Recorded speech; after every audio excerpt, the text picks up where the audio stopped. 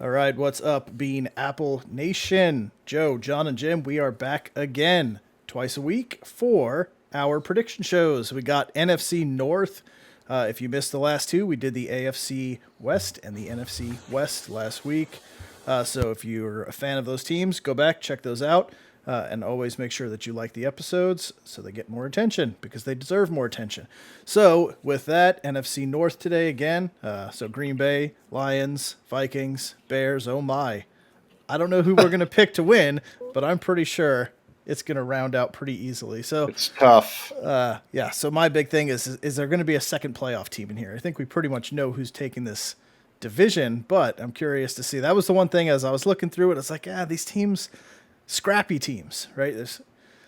The Bears could be a pretty scrappy team. Vikings could be a scrappy team. Is there a team that's going to have enough? So we're going to talk about that, kind of see what our predictions are as usual. And obviously, drop your comments, drop your thoughts, drop your own 1 through 4 in here. And with that, I say we get started. So let's start the show. Welcome to the Bean Apple Podcast. Belichick. I mean, I text him all the time. He just doesn't answer. Somehow got mono. God knows who he was making out with. Somebody had given me 2 tickets to a Jet game, and I had to run into a store. Came out, they broke my window, and they left 4 more tickets. All right. So, go the same way we did last time. I'll go team by team through this. I'll give our predictions at the end of where our rankings are, and then see who's closest. So I don't think we want to start with Green Bay, right? We probably want to save that one for a little bit because that's a huge spoiler. But what do you guys think? Start kind of in the middle with Minnesota. How does that sound? We can do that. All right, so let's go with Minnesota.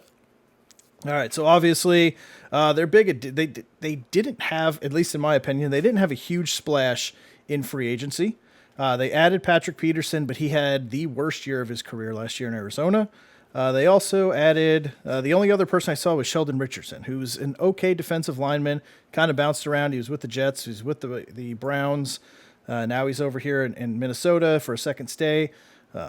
Just kind of one of those guys that he's a nice player, but he's not getting you excited. They lost Anthony Harris. They lost Kyle Rudolph. They lost Riley Reif. Those are 3 nice pieces, but Rudolph, I know Jim was excited to get him in New York, but I don't think it's anything that anyone's getting excited about unless it's Thanksgiving. Forget about Rudolph. So the one thing that really stood out to me was the Vikings draft. I think they drafted outstanding.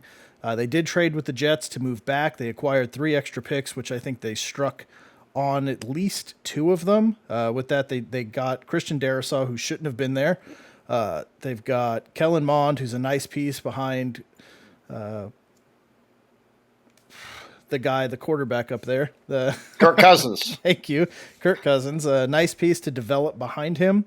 And you got Chaz Surratt and Wyatt Davis, nice pieces in the 3rd round, nice offensive lineman and linebacker. So we'll see what comes out of that draft. But I think it was a pretty solid draft what they did.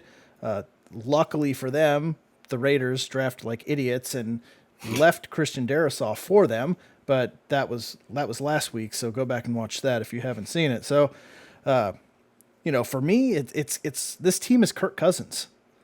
If Kirk Cousins got all this money, got all this praise, double tagged in Washington, trying to work something out, he goes to Minnesota, huge contract, and he's not delivering on that. He's got the talent to do it, but it's not coming together in Minnesota. So he still has Thielen. He's got Justin Jefferson. He's got an outstanding running back in Dalvin Cook. All the pieces on offense are there, except for obviously Rudolph is gone now, so that probably throws everything into disarray. But to me, this team is dependent on Kirk Cousins taking a step into that elite level to be able to compete, especially in that division. And then what these rookies have. It was a great draft, like I said, in my opinion. And if these guys can't step in right away, this team's going to be in trouble. So I'll get to my rankings, but that's my key takeaways. So when I look at the Vikings, they were 7-9 last year, right? Is that right? Yeah, they were 7-9. Yeah. So when will the Vikings like stop underachieving? You know, they got Kirk Cousins forward another year, right? So they drafted his successor potentially with Mond. I mean, you have arguably probably one of the top 3 running backs in the NFL with Dalvin Cook. Can catch the ball, can run the ball. I mean, he's almost getting to the point where he's I won't say surpassing Derrick Henry, but he's coming really close because his versatility was catching the ball. Yeah. Justin Jefferson exploded last year. Nobody knew that was going to happen. And, I mean, he had such a great rookie year. And you got Thielen, sorry. You got, Chad Beebe's probably their third. And Irv Smith, he's quite honestly, he put up almost like Kyle Rudolph numbers, 30 to 40, receptions a year, 500 yards receiving, and, 2 and I think 5 touchdowns the last 2 years. I agree, Joe. They struck gold, I think, with Darisaw from Virginia Tech. I thought that was a great pickup. Now, the question is, to me, honestly, their defense. So Hunter had 15 sacks last year, but where are the other sacks coming from? I think that's why they brought over Richardson. I think Richardson will probably get a little bit extra love, even though he was with Cleveland, with playing with a pretty good defensive line. They brought in Peterson. We don't know about the rookies yet because, they just haven't played. But, my thing is this Kirk Cousins last year? And I will say this. Whoever his agent is, Kirk Cousins should be sending him like a Rolex or something every year. I mean, he's gotten him franchised a couple times in Washington. He got paid in Washington as well. He got paid in Minnesota. And, he's probably going to get paid again.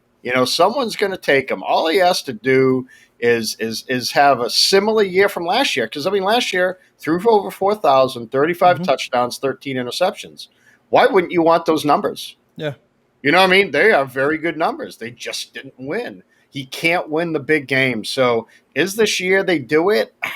I'm not going to say yet. But I think this is kind of their make or break year because, every year you keep talking about, or we keep talking about, everybody keeps talking about they should be a lot better than they are. But the worst thing that could have happened to them was a guy named Aaron Rodgers decided to come back to the Green Bay Packers. Yeah. Yeah. So. Yeah. I like Alex's point up there. At some point, that underachieving, they aren't underachieving. At some point, they are playing at their actual skill level. So yeah, but boy, I tell you what, by the numbers of their offensive players, Yeah. to me, they're underachieving. They just are. Mm-hmm. Yeah. Right. Is it Cousins? Is Cousins the problem? Right. You look at last year, Cook went off on a couple of those games, right? Unstoppable. Just a bulldozer through everything. And, Jefferson another year and Thielen, like we talked about, playing in the dome. Right. To me, this has to be the year because I think, too, they fool me all the time, right? You think, hey, look at them and you'll go to place a bet on them and then they blow up in your face. And I remember 2 years ago, they killed me in a big pool I had.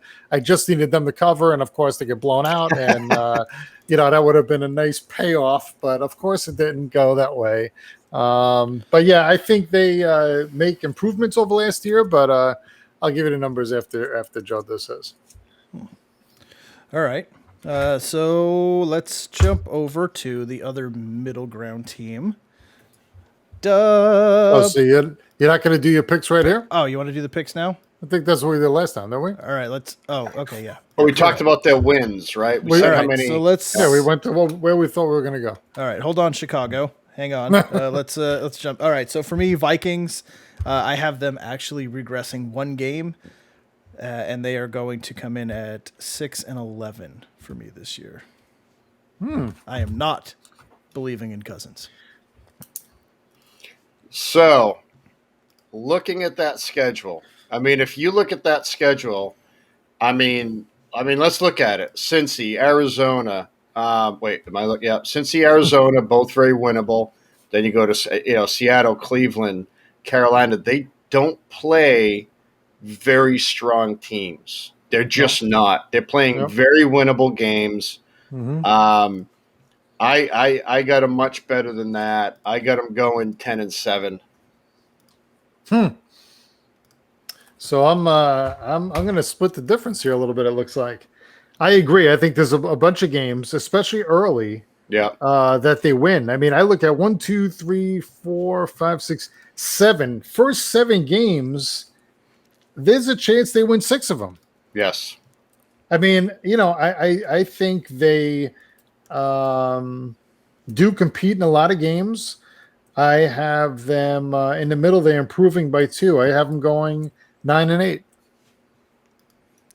9-8. Yeah. All right. So Yeah, I think the first half of the season, they can really take off. And then the question is, what are they going to do when they got the Chargers and Green Bay and 49ers, Right. back to back to back, even Ravens, could be a 4-game loss there.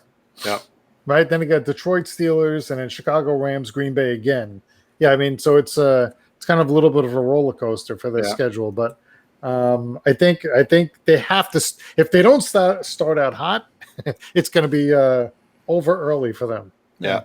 So I actually had them when I ran mine. I actually had them going 0-4 before they hit Detroit and Carolina. Wow. I think Cincinnati, they can easily lose that with that offense that they've got. Arizona, they've got to travel to Arizona. I know it's a dome game, but still, Arizona's a high-power offense as well. Seattle, good team. Terrible traveling to the East Coast, though. Terrible. But it's Minnesota, so it's not really the East Coast. True. Yeah, true. It's It's the Midwest. It's like Midwest, 3 states. yeah. 3 Midwest, states for here. yeah. And then, 3 states. and then Cleveland. So Cleveland, John, you were high on. You were talking about them as being one of your breakthrough teams. Very high in Cleveland.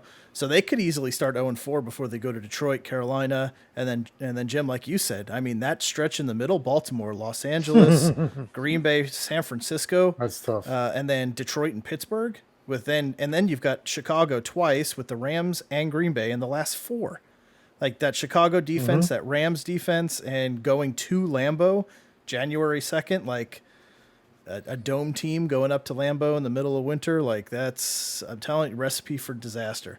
So, but we'll see. We'll see. That's right.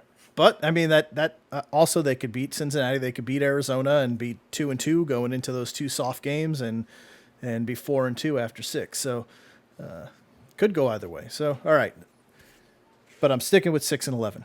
That's where I'm digging in. All right, so nice. All right, pretty straightforward. Yeah. All right. Well, that wraps up the NFC North. So we'll be back with the AFC North on the other side, Which should be a good one. That's going to be a fun one to break That's down. going to be a fun one. That's going to be kind of tough. When we I'm go looking from forward this to that division, one. we go from this division to that one with a Bengals team that's no longer a laughing stock in football. I mean, that's going to be interesting. We have to see if Justin wants to come on, talk about his Bengals. Oh yeah. Let me reach out. Let me reach out to him. But yeah, definitely going to be a fun, hard fought division again, the NFC North. But yeah, we'll do it again on Thursday. Thank you guys for coming on. Thank you for chatting. Alex, Michael, thank you for always showing up. Travis, if you're still here, please, if you're watching this afterwards, hit that subscribe button. Please continue to help us grow. Set that bell to all and make sure you come back Mondays and Thursdays as we continue to ramp up for the season. So with that said, for John, for Jim, I'm Joe. We'll see you guys on Thursday. Later. Yep. Peace.